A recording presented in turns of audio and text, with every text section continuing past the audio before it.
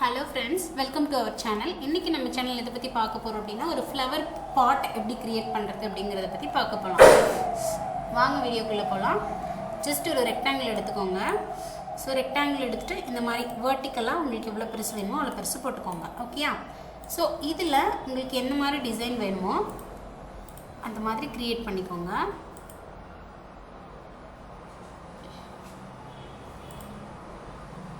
So இந்த மாதிரி create பண்ணிட்டு இந்த கார்னர்ஸ்லாம் உங்களுக்கு ஏதாவது ரொம்ப ஒரு மாதிரி கர்வ் ஷேப்பா அந்த மாதிரிலாம் வேணும் அப்படினாலும் நம்ம பண்ணிக்கலாம்.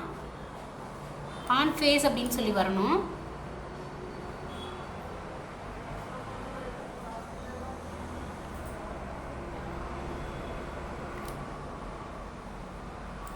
ஸோ ஆன் ஃபேஸ் அப்படின்னு வந்துச்சுன்னா நீங்கள் கிரியேட் பண்ணிக்கலாம்.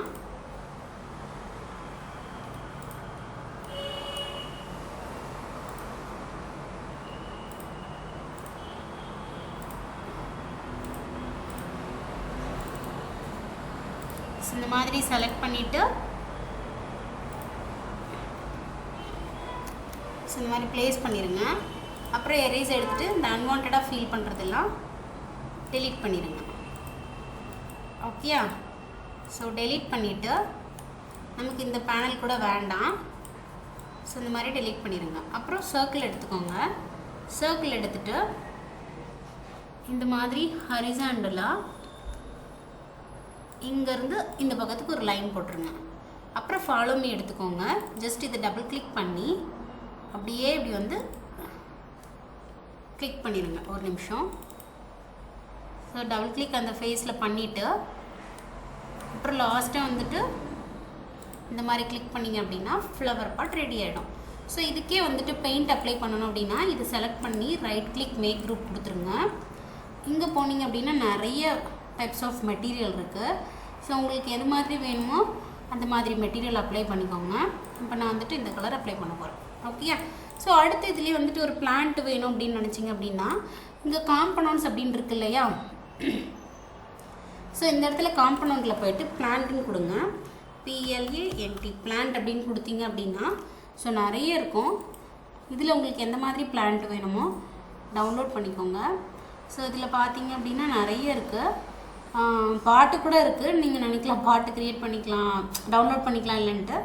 அது உங்களோட விருப்பம்.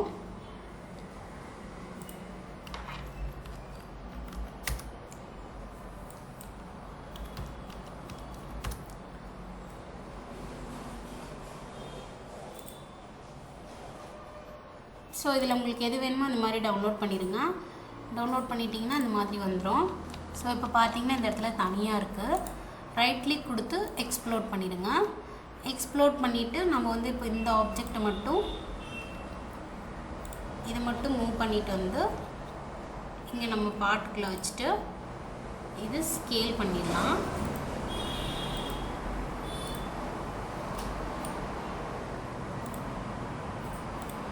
ஸோ இவ்வளோதான், ரொம்ப ஈஸியாக இருக்குல்ல?